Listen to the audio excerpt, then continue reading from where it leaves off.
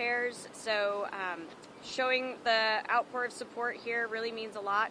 I have to put a huge thanks to our Capitola PD, our Public Works, our city manager and staff. They've really helped to get us underway in the cleanup process and has shown how strong Capitola really is and that we can definitely bounce back from this.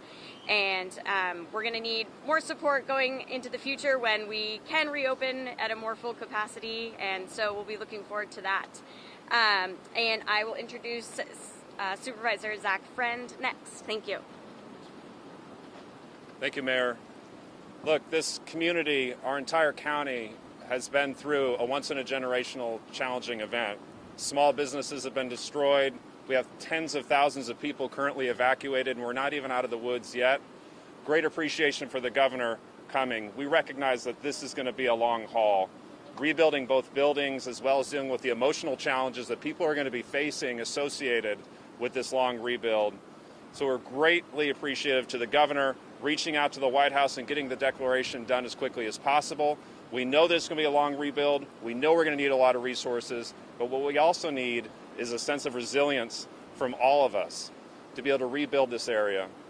Because we've seen the tears, we've seen the anger, but we're moving into a resilience phase where we're just trying to rebuild, bring that hope back. Iconic locations here to rebuild these areas back. And you can see by all the people here, we're ready to start that phase when we can get out of these storms. I'd like to introduce our Assembly member, Don Addis, who was one of the first people to call me, actually, when these challenges happened in Capitola. Assembly Addis, thank you. Thank you, Supervisor, and welcome. Thank you all for being here. First and foremost, I would like to highlight the heroism that we have seen across this tragedy, whether it's the first responders, folks getting the electricity back on, clearing the roads, making sure that people can get back in their homes. I'd also like to express my condolences to victims across the Assembly District because of this storm who have had devastating deaths, and really call out that our office is here to help. I also want to say thank you to the City Council here in Capitola, to Supervisor Friend, to all of the county workers, as well as the governor, and echo the sentiments here. This is really about how we move forward as a community, how we support one another, and how we make sure to move quickly in bringing the resources that are going to be needed to address the devastation that's happened in this occurrence. And so now I'm going to introduce Secretary Crowfoot. Thank you so much. Thank you, Assemblymember. Well, do not let the sun and relative clear skies fool you. We are calm between the storms. Coming in off the Pacific Ocean here in the next couple of days will be our 7th of what we believe to be at least 9 atmospheric river storms, so called for the amount of precipitation that they bring. The toll in the last 24 hours, in the last 2 weeks, is a little hard to get your head around. We're tracking that 17 Californians have lost their lives to these storms, and our hearts go out to the families and the communities where those folks have lived. We know that tens of thousands of Californians, not only in Santa Cruz County and coastal communities, but across the state, have been evacuated. As of this morning, we're tracking just over 48,000 Californians that are under evacuation orders, and just under 48,000 that are under evacuation warnings. So almost 100,000 Californians living in places where it's unsafe to be in their homes right now. There are thousands of state workers, federal workers, local first responders that are coordinating in real time to not only address the impacts as they accrue in each storm, but to prepare for the impacts that we anticipate. We've talked about technology that we now have, thanks to investments from the governor and the legislature, in being better able to predict where, when, and how these storms will impact our communities. And that's allowed us to pre-position equipment and personnel around the state. But let's be clear, Mother Nature holds a lot of surprises. So we want to make sure that everyone takes action in their own lives, in their own households, to be prepared for what may still come. First, stay off roads during peak storm periods. A lot of rain, dangerous wind creates dangerous conditions. Number two, be prepared for power outages. We've had hundreds of thousands of Californians lose their power during these storms, and we have tens of thousands of Californians still without power. So have those supplies ready so you can last out those power outages. Third, check on neighbors. We are strong, resilient communities in California because we take care of each other. So do check on homebound elderly neighbors. And then fourth is stay informed for watches, warnings in your region, in your county, and then always follow the directions of our first responders. There are, again, thousands of men and women that are out day and night over the last couple of weeks keeping ourselves safe, or keeping us safe, I should say, and we keep ourselves safe and we keep them safe by following their directions. So I cannot say enough about the partnership of the local emergency operations centers. We're represented here by Santa Cruz County. Strong communication and coordination as needs are identified by local communities being communicated into our state operations center. And then, of course, we now have the federal government coming in thanks to Governor Newsom's request to the president. So with that said, I'll turn it over to Governor Newsom. Thank you, Secretary Crowfoot, and let me thank you, Madam Mayor, Supervisor, to our Assemblywoman, the City Administrator, Chief. Thank you, all of you, all the local leaders. Thank you for all your good work, for your resilient mindset. Thank you for taking care of the community. I want to thank the community for taking care of themselves. It's remarkable just walking through a number of the small businesses, how many of the businessmen and women, the owners of these businesses, said people just showed up, said they just needed one thing, which was gloves, and they took it upon themselves to help clear out the debris and try to get this community back on its feet. And that's the spirit that marks, I think, these moments, and that's the spirit that will, of course, mark many moments as we work our way through situationally these series of storms. As Wade was saying, this we just experienced in Southern California. They're still experiencing the 6th atmospheric river in just a matter of the last couple of weeks, which is remarkable in and of itself until you consider, as he just did, the fact that we're not out of the woods. We expect these storms to continue at least through the 18th of this month. We expect a minimum 3 more of these atmospheric rivers in different shapes and forms, depending on different parts of the state. The magnitude of this is not isolated to smaller communities. It is scaled across the largest state in our union. As Wade also noticed, we have 17 confirmed, and I underscore confirmed, tragically, just confirmed deaths. 2 more related to lightning strikes and a vehicle accident in the Tulare County area. I'd be remiss if I didn't underscore, any of us that are parents, and I've got a young son who just turned 6, was 5.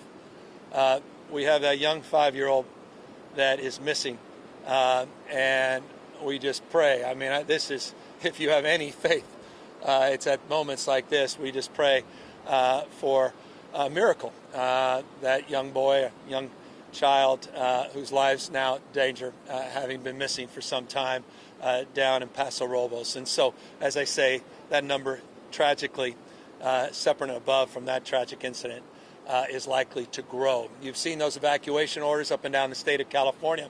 As Wade noticed, earlier today we had over 47,000. Today, at least as I stand here at this moment, it's around 34,000 people that are currently under evacuation orders. That number is dynamic and will change. 163,000 people as of a few moments ago still without power in this state, and obviously that will change depending on conditions. The biggest factor as it relates to those conditions is wind.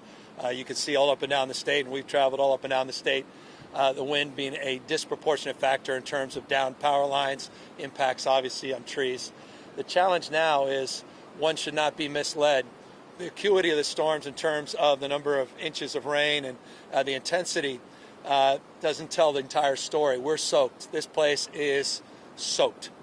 and now just more modest amount of precipitation could have as equal or greater impact in terms of the conditions on the ground. And that's why it's incredibly important that everybody is mindful to take seriously the orders or recommendations coming from law enforcement in particular. Caltrans is out there for a reason, with intent, with purpose. When they're saying this is a detour, don't test fate. Just because it looks clear doesn't mean it is clear. We've seen that over and over and over again. Someone makes a dumb decision and everybody else thinks that gives permission for everybody else to do it. 6 inches of rain, that's all it takes. 6 inches of water, that is. You can lose your footing.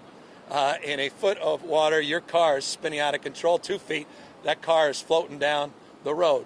So I cannot impress upon people more the seriousness of purpose to wait this out and get through the next week or so as we battle these storms. Be mindful of local conditions. Be mindful that these storms manifest very differently in different parts of the state, but also be mindful of each other. As the Secretary said, in terms of checking on your neighbors, seniors, the most vulnerable, obviously the unhoused, which is a big and top priority for us, as well as people with disabilities. This state continues to maintain a remarkable partnership with the federal government. I cannot say it enough. I've said it the last few days, from the Chief of Staff, Ron Klain, to the President himself, who reached out today. We could not ask for more. We can't, in fact, ask for anything, literally, more at the moment. They just added, under the presidential emergency declaration, 14 additional counties, now totaling 31 that are in that declaration. Direct assistance will be forthcoming when conditions are right and we've assessed the damage. Incredibly important to assess that damage. We'll make a determination on a major disaster declaration. Our flood control operations center is up and operational, has been for a number of days, as well as our state operations center. We've got Conservation Corps all throughout the state of California, many more on standby. Search and rescue teams. Coast Guard has been heroic, as one would expect in these circumstances. CAL FIRE, other personnel pre-positioned throughout the state of California. I'm just very blessed to live in this state where emergency mindset is ever present. Don't forget, we're in the 3rd year of the driest drought conditions that we've experienced in recorded history, going back to 1896, and this is happening in the middle of a mega drought that we've experienced all over the western United States. 3 years of the most acute and intense drought, and this is happening. When people say the hots are getting hotter, what more expression of that did we need than Labor Day just a few weeks back? The dries are getting a lot drier the last 3 years, and the wets are getting a lot wetter. This weather whiplash is that new reality. And that new reality brings itself, I think, to a new reality of expectation in terms of how we manage situationally these storms and these challenges, and how we deal with hydrology going forward in terms of stormwater capture, rainwater capture, how we address these floods in terms of banking the water for the future. And I'll just close on that. I just came down from Sacramento presenting my budget, which includes historic resources for new diversion and new groundwater replenishment and other drought and flood preparedness strategies. We'll be looking forward to working with the federal government as well to amplify those efforts and move forward with much more targeted focus on high priority projects and looking at the time to deliver those projects as one of our top priorities as well. To the business men and women, I'll close on this. What California does best is not when you're all around, all the cameras, it's when you're gone. That's when we're at our best. And I say that meaningfully. Having been involved in so many of these wildfires and the post-recoveries, California, we are there for each other after these disasters, the recovery phase, when the hard and stubborn work continues. So I want to reinforce that to the community down here. We're here for the long haul, not just here for this moment. And we look forward to working with all of you to assess the damage, to be sober about the reality and expectations of rebuilding, but be there to the extent we can throughout that process of full recovery. Final point, if you think floods and related weather, these kind of weather conditions are bad, just remind you, in the last 2 years of wildfires, with all that attention, We've had less people die in the last 2 years of major wildfires in California that have died since New Year's Day related to this weather in California. These conditions are serious and they're deadly. And that's why it's so important people take care of themselves and use, in closing, common sense as it relates to what they choose to do over the course of the next number of days until we're out on the other side of this. With that, all of us are here to answer any questions. Governor, right out there's the wharf has got a big hole in it. Is the state going to fund repairs for that? And also there's down the coast, there's the wharf for the Seacliff cement ship. Yep. That's state facility. So are you going to repair that wharf? Are you going to fund repairs to this one? And is the state going to provide funding for helping out the businesses here on the waterfront? Yeah, part of the wharf is in the business right there. Yeah. Quite literally. Yeah. Went right through the window. All that's being assessed. All that will be determined. And as soon as all the information assessment, the damage assessments are collected, determinations in terms of federal resources, state, local resources are determined on the basis of the funds that are put into place and the declarations that are approved either at the state, local, and federal level, then we'll be able to make a much sounder judgment and assessment of what we actually will deliver and how and under what circumstances in terms of timelines that will be delivered. Thank you. Governor, is the plan to apply for a major disaster